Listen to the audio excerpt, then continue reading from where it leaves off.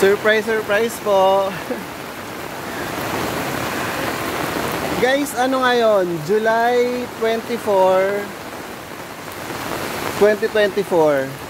Alas 12 ng tanghali. And Wednesday ngayon. Guys, nakikita ng matalino ang panganib at nagtatago. Pero tuloy lang yung mga walang karanasan at pinagdurusahan ng epekto nito. Nasa Kawikaan yan, 22 verse 3. So, nag-red alert po ang cellphone ko 5 minutes ago. Sinasabi meron daw pong heavy rains or intense rain. Ayun. Ito po ngayon tayo sa subdivision. So ganito po pag pag bumabaha. Ayan. So ngayon guys, ayun nga, kakasabi ko lang na nakikita ng matalino ang panganib at nagtatago. Pero tuloy lang yung walang karanasan at pinagdudusahan ng epekto nito. So ngayon, bakit ako naglalakad dito sa baha? Diba? Actually wala namang baha dito sa nilalakaran ko, pero hindi tayo maglalakad dun sa may baha. Kasi nga, 'di ba? May panganib, baka may ahas, ganun. O ngayon, bakit 'di ba may bagyo? Bakit ako naglalakad ngayon sa what do you call this? Sa labas. Kasi 'di ba, baka may lumilipad na yero, ganun.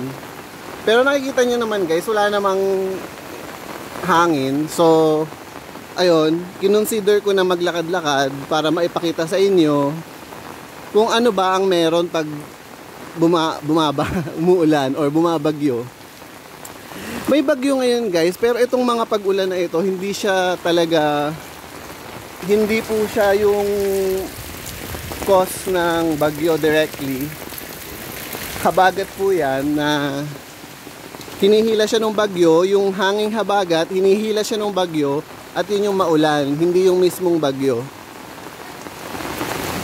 And ayun nga, mas delikado ang what do you call that? Ang ulan na dala ng habagat kasi mas marami yung ulan niya. Ganon. So again, ayan. Wala siyang baha, wala siyang hangin, kaya hindi siya masyadong mapanganib dito sa place namin. Ano po yan ha? Red alert. Ibig sabihin nun is intense rain. Hindi lang po heavy. Intense na po. And ayan, pinapakita po natin kung ano po bang meron pag may red alert na sa ating cellphone. Alam nyo po ba yung red alert? Di ba yun yung parang annoying na pag narinig mo siya sa cellphone mo, kahit madaling araw tutunog siya kung naka-on yung phone mo. And it's alarming, ayun. Siguro nga, yun talaga yung purpose nun para ma-alarm yung mga tao, ganun. So ngayon, 5 minutes ago, naka-receive po ako nun. And, ayun, ano bang meron pag nagkaroon ka ng ganun? Ano ba yung sitwasyon? So, ganito po. Dito sa amin is again, red warning. Ibig sabihin po is mas mataas po siya kaysa dun sa yellow. Ang yellow po is heavy and ang red is intense. Actually, hindi po ako sure kung ano yung mas malakas doon, pero nandun po tayo sa category na mas malakas.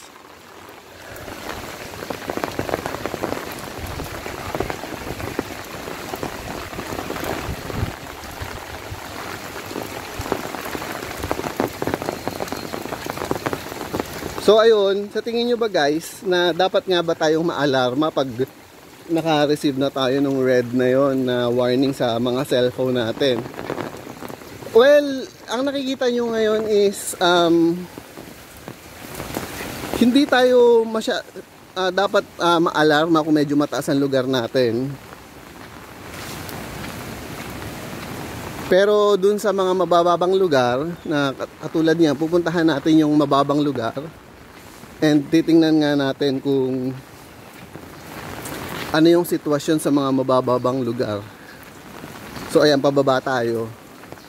Titingnan natin kung ano yung sitwasyon sa kanila since ngayon nasa taas pa tayo.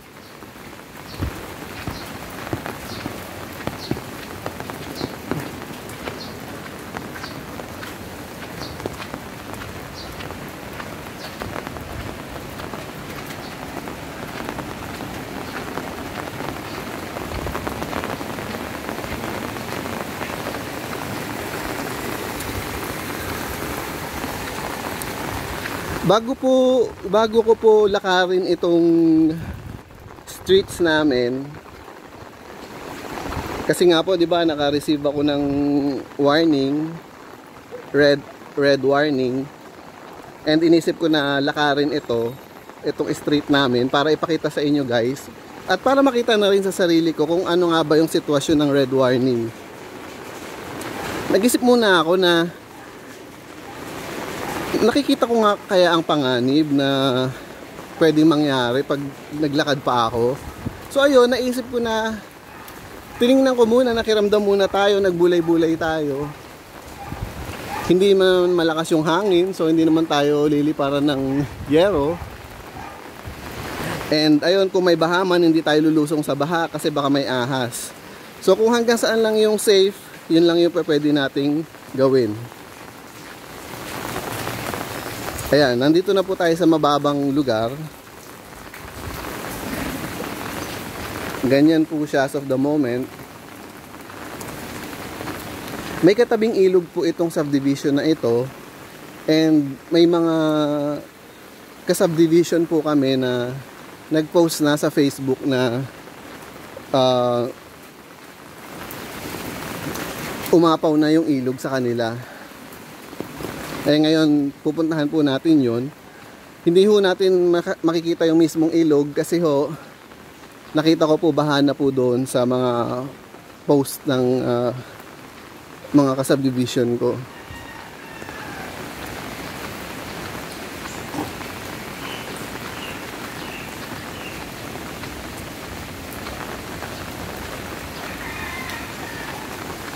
Ayun guys, pag may ilog din sa inyo, nakakatakot kasi may mga ahas pag may ilog sa inyo. So ayun, nakakatakot gumala-gala. Kaya guys, kung hindi man ako masyado nakafocus sa inyo, mag-focus tayo sa kalsada. Baka may ahas.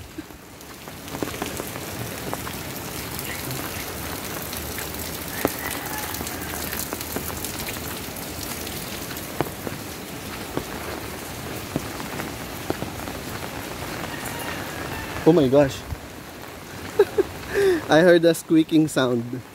Ayan guys, nandito na tayo sa pinaka mababang lugar sa subdivision namin.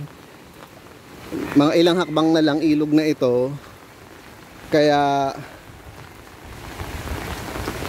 mag-ingat na po tayo dito. Guys, gusto nyo tingnan yung ilog? Baka pwedeng silipin dun, ano?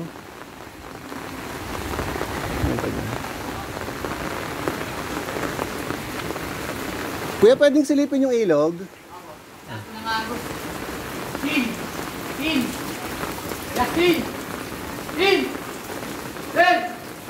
Hit mo si Kuya. Titignan yung ilog. Kuya, ingat kayo dito kasi may mga ano dito, yung ahas na tumataas yung ulong ganon. May cobra po? Oo, marami na nakita dito eh. May nakita na ba kayo? Wala pa naman po. Ingat kayo kuya, meron dito.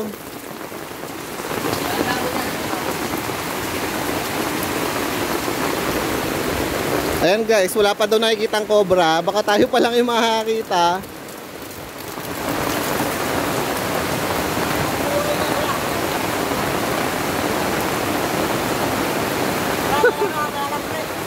Ay, pukin ni kuya. Ayan. So, ganyan yung ilog niya.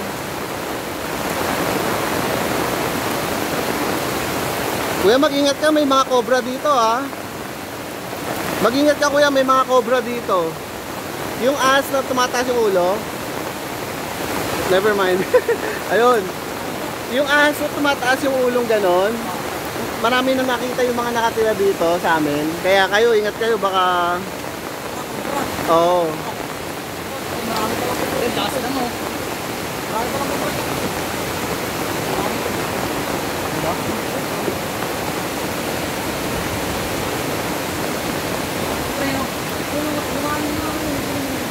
So yun, yun lang muna tayo guys. Sige kuya, salamat po. Tara na at baka baka maano tayo ng ahas. Baka may makita tayong ahas dito.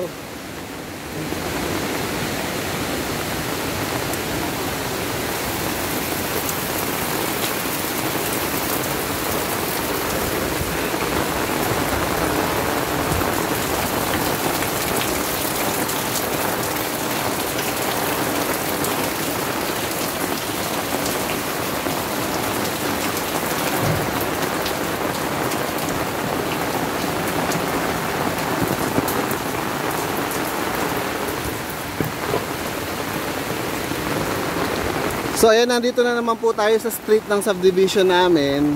And based po doon sa mga napanood ko, meron na pong street dito na kita na yung kita na yung part na may baha. Kasi ito na nga, ayan po yung part ng mga ilog, di ba? Diyan po.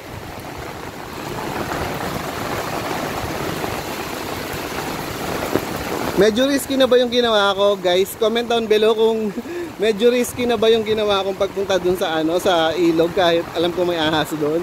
Comment down below. Kasi minsan yung judgment natin, 'di ba? Hindi naman laging tama. Ito guys, sa kanina, mga around 7 in the morning, may video dito na baha na dito. Surprisingly guys, ngayon wala na yung baha. Ayan, wala nang baha. And ayan, pwede tayong pumunta dun sa ayan guys, ayan na yung malakas malakas na ulan. Ganyan kalakas yung pinakamalakas pag red warning. Ayan. So, sabi ko nga mga 10 minutes ago, naka-receive tayo nung red alert. Silip tayo dun sa ilog. Sabi ko nga mga 10 minutes ago, naka-receive tayo nung red alert ba yun? Or red warning, gano'n.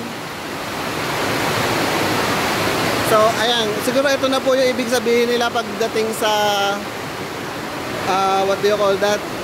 Sa malakas, yung intense. Ayan. Ayan po yung ilog, makikita nyo from here. Ayan.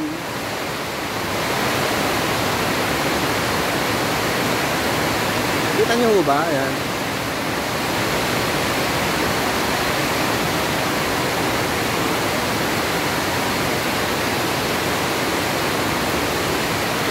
Ganyan na po yung current ng ilog. So ayan, nandito po tayo sa court.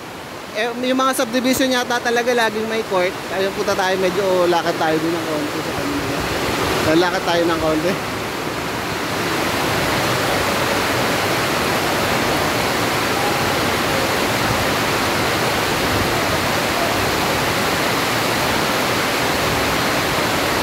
Nawala na kuya, kanina, di ba kanina meron dyan? Nawala na ngayon. Ibig sabihin, bumaba. Bumaba nga doon, dito naman yung bumaba. Pero kuya, ba't kaya nawala yun doon? Kasi minsan ulan mo yung mataas yan eh. Ba't kaya? Baka may sinunggit dyan, wala naman.